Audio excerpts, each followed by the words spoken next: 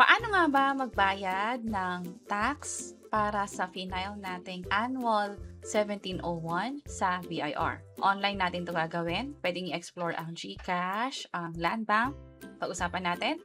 By the way, kung first time mo sa channel natin gusto mo pa ng mga online tutorial videos katulad nito, please click the subscribe button. Ito yung confirmation email na nakuha ko from BIR. Ang ginagawa ko is hindi muna talaga ako nagbabayad hangga't wala ito. At nakuha ko tong email after ko mag-file dito sa EBIR form. Kung paano yan gawin, pinakita namin yung actual na experience, yung step-by-step guide sa hiwalay na video. This time, magbabayad na tayo. Pwedeng via Land Bank, pwede rin naman via MyEG, kung saan pwede magbayad gamit yung GCash, Maya, GrabPay, ShopeePay, credit card or debit cards, at iba pa. Kung may iba kayong preference, andito yung mga pagpipilian. Pwedeng Union Bank din, pwede rin yung credit cards, pero pwede rin naman yan dito sa MyEG. So, ang kagandahan dito is nasa-save yung mga payments ko online. Kapag Land Bank Link Biz, ang gagawin nyo lang, search nyo lang siya online, and then from there, i-search nyo lang yung sa BIR as payment. Ipapakita ko muna to very quick. So, click ko tong Pay Now. And then, punta tayo sa letter B or hanapin natin yung Bureau of Internal Revenue. Which is, ito siya. Kapag nandito na yung name, click Continue.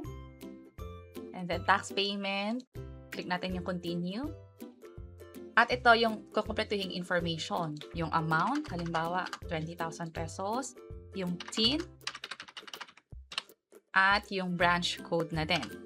Form type, dahil 1701 yung final natin, yan yung pipiliin natin. And then return period, yung last day of the return period year, which is December 31, 2025. Oops, 2026 pala to. So, gawin natin siya 2025. Tandaan na ginagawa natin yung pag-file ng 2026, pero yung tax na fa-filean is 2025. Then, email address, ilagay din dito yung account number, CAPTCHA, at mag-proceed na sa mga next step. Dito naman sa MyEG, almost same lang yung proseso. Gumawa ako ng account dito, napakadali lang. Ang kailangan lang ng email address. Kapag nakapag-login na, piliin lang sa Government Services yung BIR at ito na yung lalabas. Click natin yung Pay Taxes Online. Katulad ng nakita nyo kanina sa Land Bank, same information din yung hihingin. Magkano yung amount, yung TIN,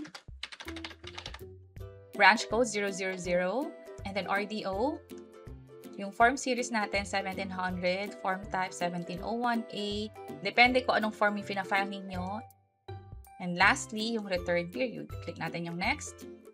Ilagay lang ulit yung email address dito. Click ko yung next.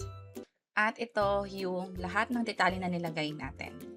So, i-double check lang bago mag-proceed sa pagbayad. Kapag may kailangan i-update, click nyo lang tong Edit Details. Kapag okay na, check tong Terms and Conditions, Confirm, and Pay tayo. Pwedeng e-wallet or credit or debit card. Sa akin, e-wallet at GCash lang pipiliin ko. Again, pwedeng GrabPay, ShopeePay, Maribank. S-Pay later, pwede rin at maging sa Maya. May convenience fee na 20 pesos. Check natin tong I understand. And then click Proceed. Click OK. Ang next na gagawin ay mag-login sa GCash at i-scan itong QR code, which is ito na.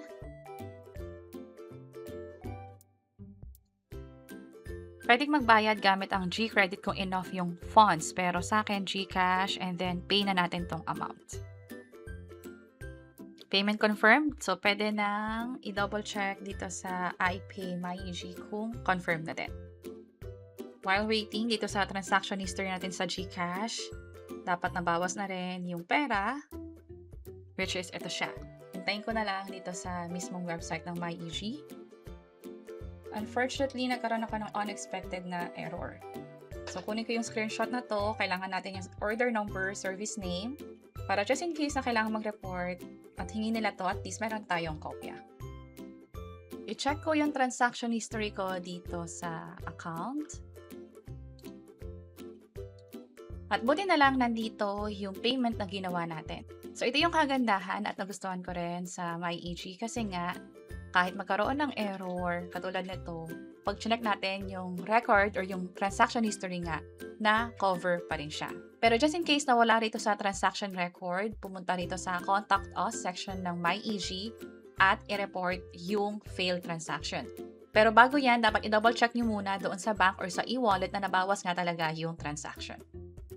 Ito yung details nila at available sila from 9 a.m. to 6 p.m. Mondays to Fridays except holidays. And that's it. Sana nakatulong tong video na to. Kung oo, pakiclick ang like button at para sa iba't ibang mga tutorial videos, pwede nyo i-check ito nasa baba. Sana makatulong and see you sa mga next videos. Bye-bye!